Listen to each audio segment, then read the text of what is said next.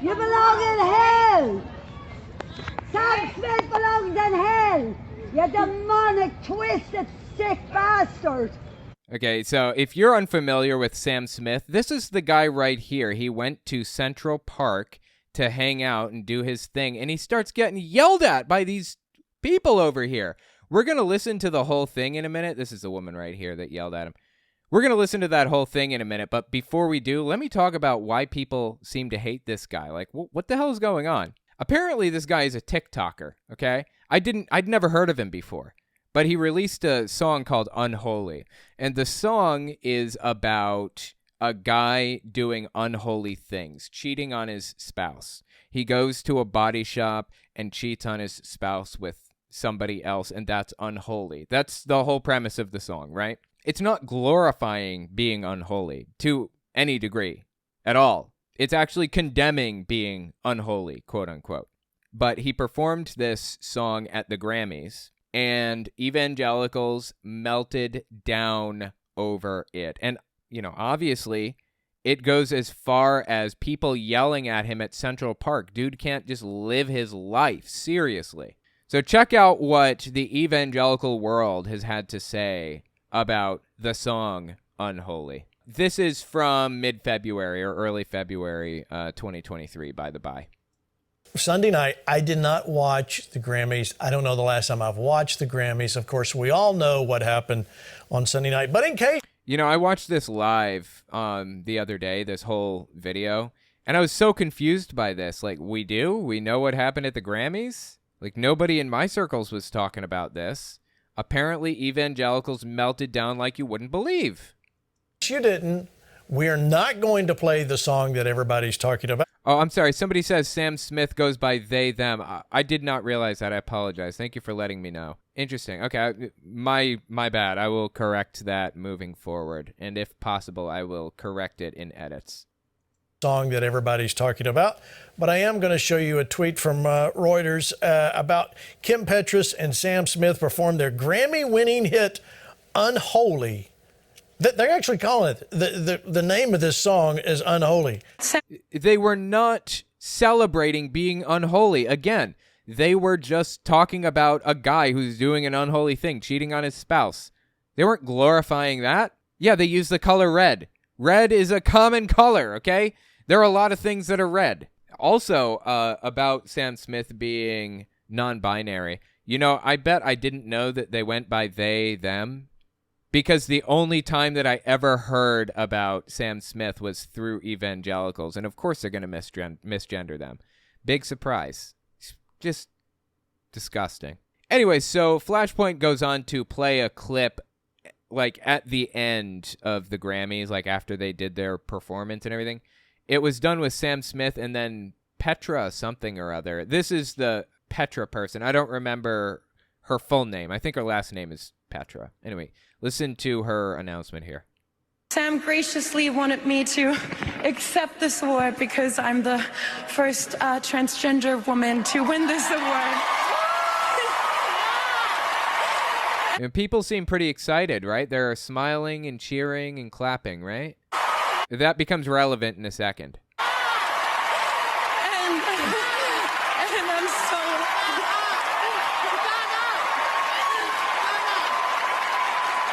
Thank you.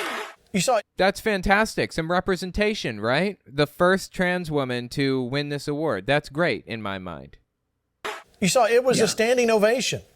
Why? Because... No, nobody was standing, but okay. It's a little thing, but you got to zero in on these little things with these people, or they'll get away with everything if you don't.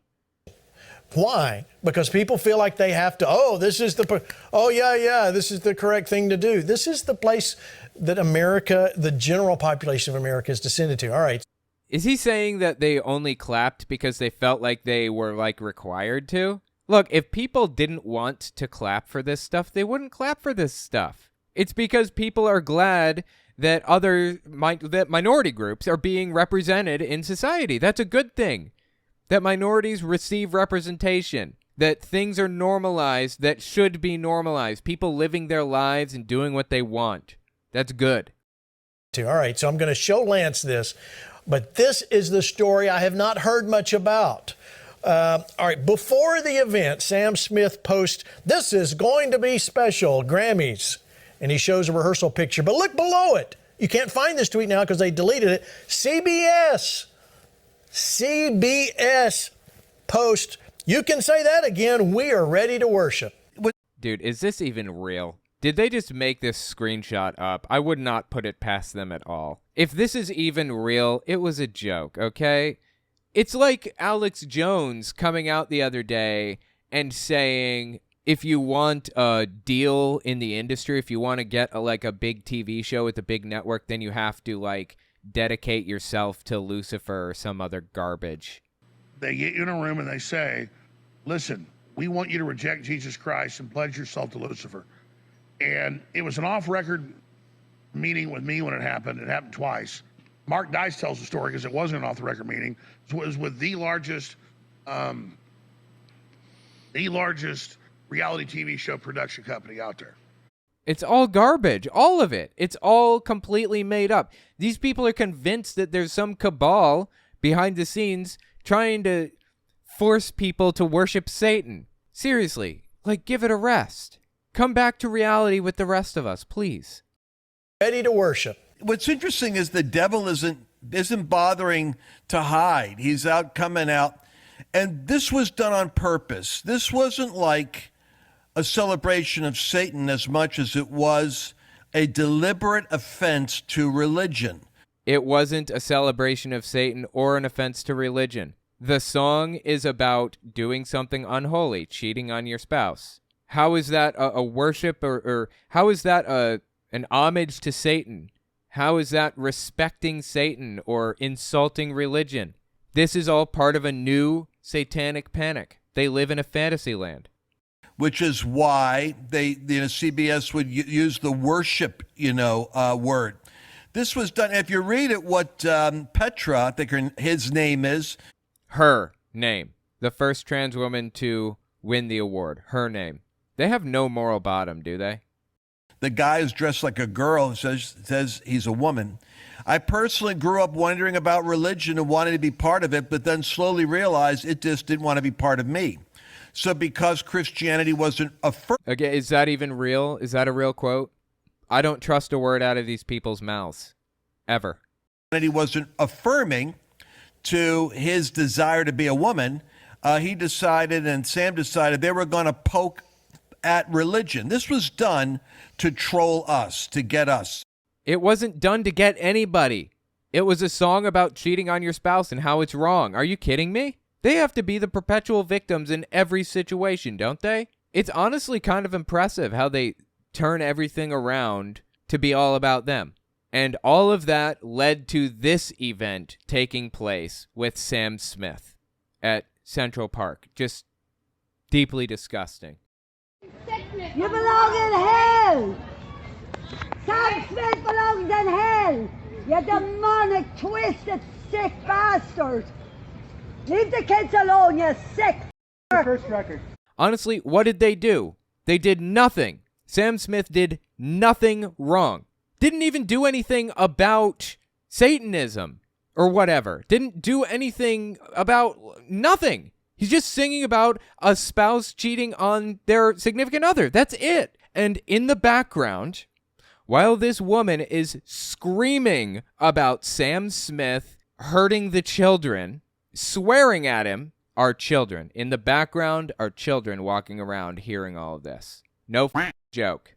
She's yelling, swears, calling him a groomer and all this stuff, which, by the by, in my opinion, is the new F word for gay people, the word groomer. They don't feel comfortable yelling that word out in public anymore, so they yell groomer instead. While she's yelling that at them, there are actual kids in the background hearing this. No moral bottom. None. sick. First record.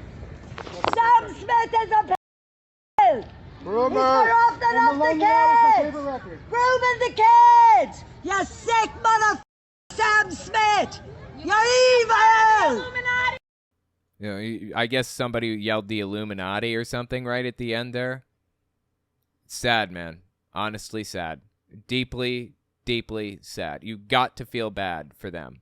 They can't just live their lives, do their thing. It has to be like the center of a culture where you can do absolutely nothing wrong, and the evangelical right will find a reason to hate you. Disturbing stuff, man. I feel for Sam Smith. I'm sorry. Just stick it out. Do your best. Don't worry about the rest. So that brings me to my first voicemail. I wanted to listen to this voicemail because this is actually about the Sam Smith situation in the song Unholy. Give this a listen. See what they have to say here. Hi, this is Felix from Illinois. I just recently saw a post from Pixel and Sophie on Instagram where they recently received death threats because they posted a video of their cats like lip syncing to Unholy, and I just think this is absolutely crazy that the evangelical extremists are literally going this far. This poor person. I just thought I would let you know about that crazy situation. Thanks for all you do. Bye. Yeah, I appreciate it. Honestly, I remember hearing about this song Unholy like nonstop from evangelical nutter butters. Like, I follow these evangelicals pretty closely, and this is like one of the central themes of their culture war right now. And I was like, my God, this guy must have been like straight up worshiping Satan in his song, right? No, it's just about a guy committing adultery, and that's viewed as an unholy thing in the song. I don't understand what they're so miffed about, honestly. What are they so bent out of shape about that they would be willing to send death threats to people and scream at Sam Smith like this? Holy this is nuts. It's scary stuff, man. They will go to any length to ruin people's lives. It's really disturbing. I was on the receiving end of that a couple years ago. My kid's health teacher started talking about how evil atheists are in the classroom on class time with a captive audience, talking about how sick the trans community is, quote unquote, and the gay community and all that stuff. And I reported the teacher to the school board and some other people, superintendent and all that, and they straight up like went full-blown stochastic terrorism mode on me.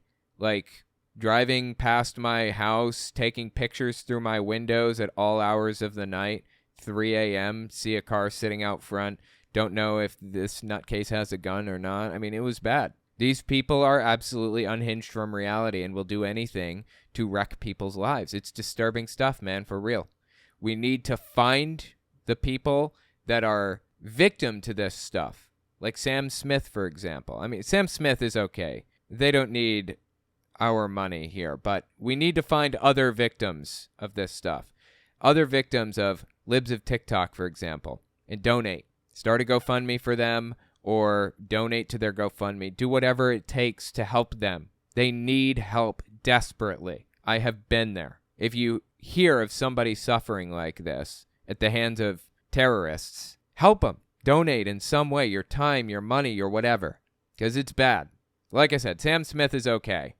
I think they have plenty of money. But, yeah, we have to help the people who don't. Hey, Owen. This is Laura from Pennsylvania. I was just wondering if you had seen the He Gets Us ad campaigns that ran during the Super Bowl. I just wanted to know what your thoughts were on that, and if you could do some digging for us. I'd really appreciate that. Love the show. Bye.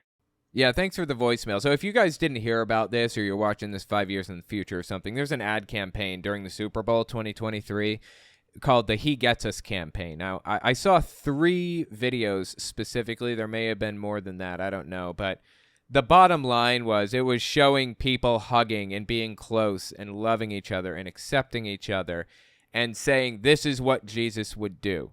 He gets us. Jesus gets us, basically, is the point. And I thought it was a really good ad campaign, actually. It's fantastic. Here's the real problem. When Christians against Christian nationalism put out a religious message, the people that need to hear it the most tend to think that they're already doing the right thing. So it's not really enough for religious people who are against Christian nationalism to come out and spread a religious message. You need to direct it to the people that need it. You can't let them escape, right? Like Dolly Parton wrote a song not too long ago called Don't Make Me Have to Come Down There. It's supposed to be a prophecy she received from God, basically saying that God's going to come down here and whip us with his Bible belt if we don't get into shape. I'm dead serious. That's a line from it. Now, I can see that going one of two ways. Either she's on the left and wants the right to chill out, or she's on the right and she wants the left to chill out. It's not clear. I don't know. She needed to be less ambiguous because the right, the evangelical extremist right, the supposed prophets of God, are claiming a victory because she released this song. They think that she was talking to the left, whether she actually was or not. Christian nationalists need to be called out directly by Christians, and Christians need to get real specific with who they're calling out because they will miss it otherwise. Anyway, let me know what you think about it. I thought the ad campaign was pretty interesting. I think we need to see more stuff like that. Christians appealing to Christian nationalists and calling them out. Hey, Owen. Guy Young, Brookfield, Illinois. This ties in with my last two calls, one about the Super Bowl Jesus ad and previously about Yeah, that was a super popular ad, apparently. I just talked about that a minute ago. the religious ads popping up on YouTube around your videos. And it happened again, okay? I knew one about the balloon.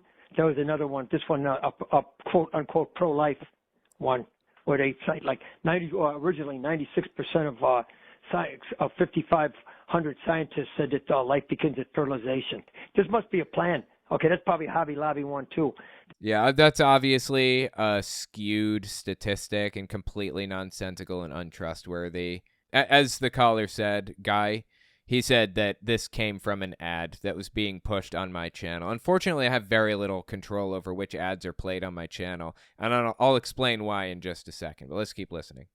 This is probably a plan over to flood the atheists. Okay, they got to know that yours is an atheist show, and they got to know that atheists basically believe in pro-choice. In fact, I don't see how you can even call yourself an atheist and not be pro-choice. But anyway, but it's interesting. Maybe you can comment on that too. Yeah. I can comment on that. So it's an interesting point that you brought up there about them advertising on my channel and stuff like that.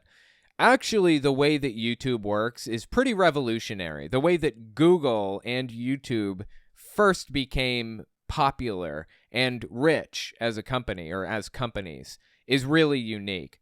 So back in the day, back in the 80s, 90s, 2000s, people, if they wanted to advertise, usually it was through radio or TV, right? And they were generalized ads. So anybody who's watching the TV show Lost or the TV show Survivor or I don't know, whatever other TV shows were on back then. Anybody watching those TV shows would get the same advertisement, whether it was a 12-year-old kid or an 85-year-old grandma. They would all see the Dodge truck advertisement, right? It may not appeal to everybody watching, but there's no other option.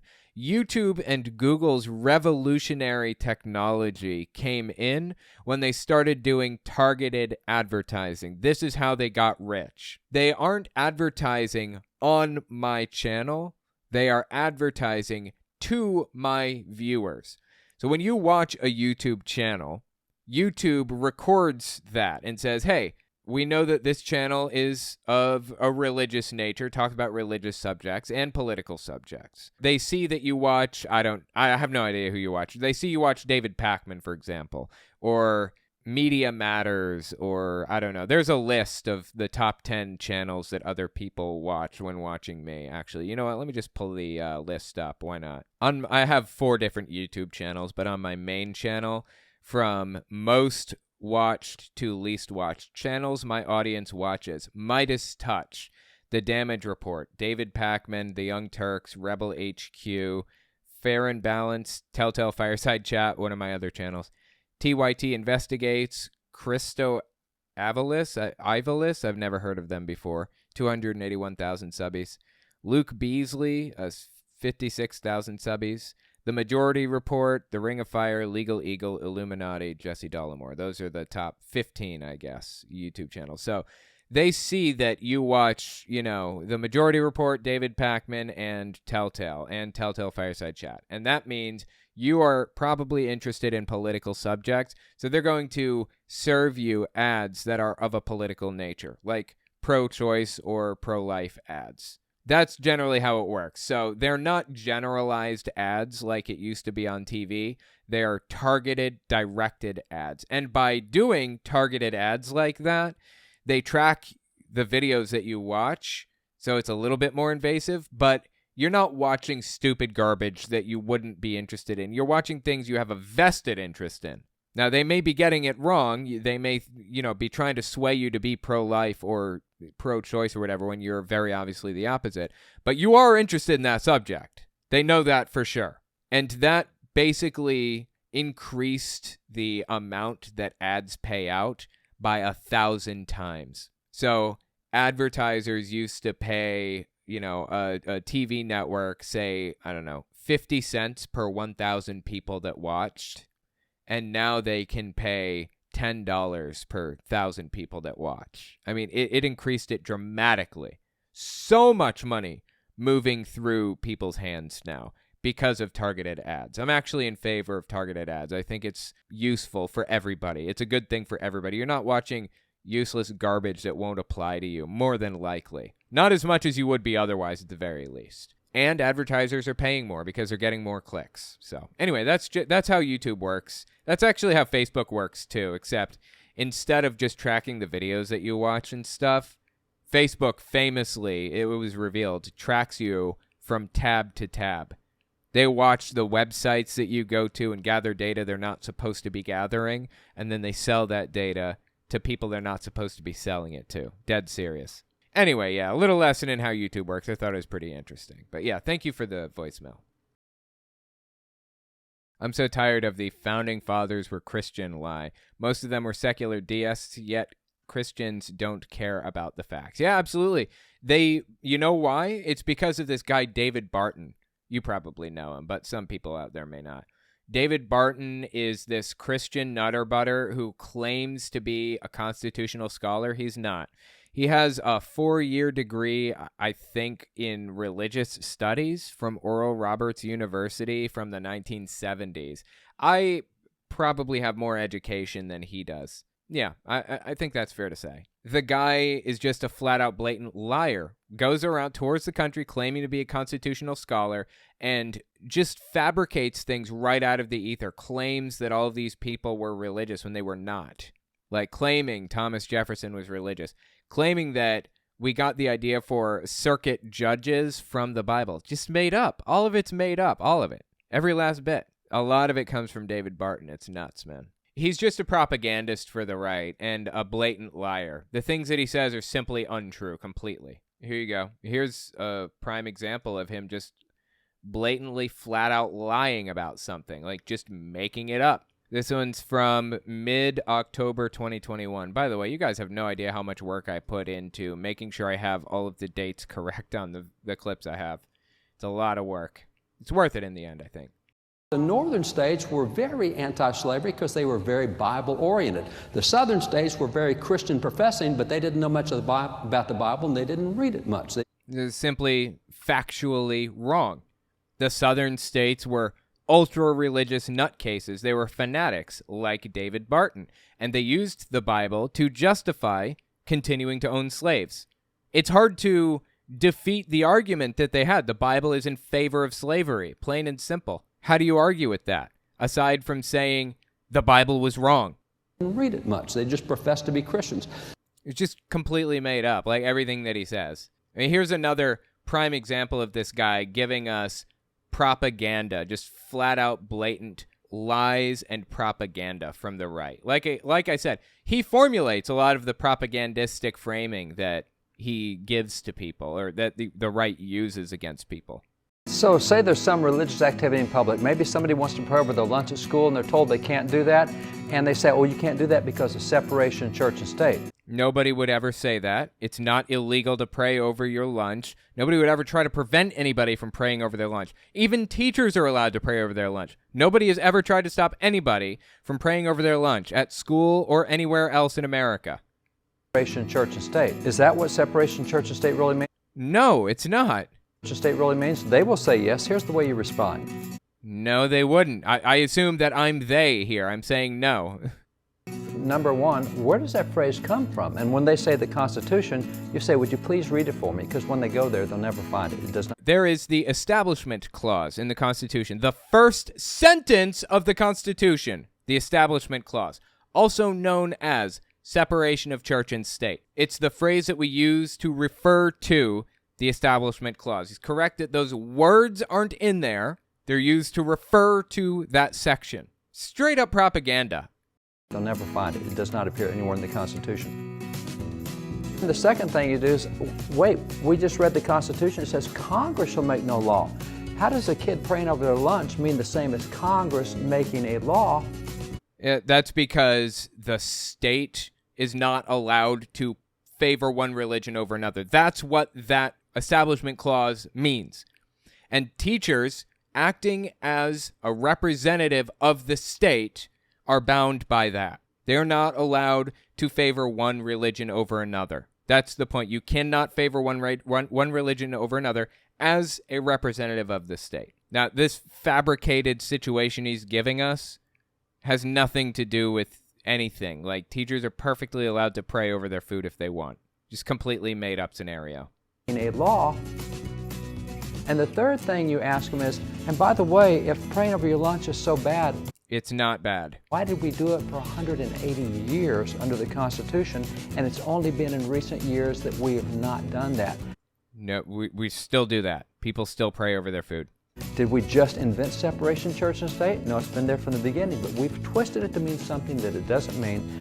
So anyway, that's David Barton. He's a propagandist and a liar and twists things around to the best of his ability, and the right picks up on those things and uses those propaganda techniques to their benefit. It's disgusting, man.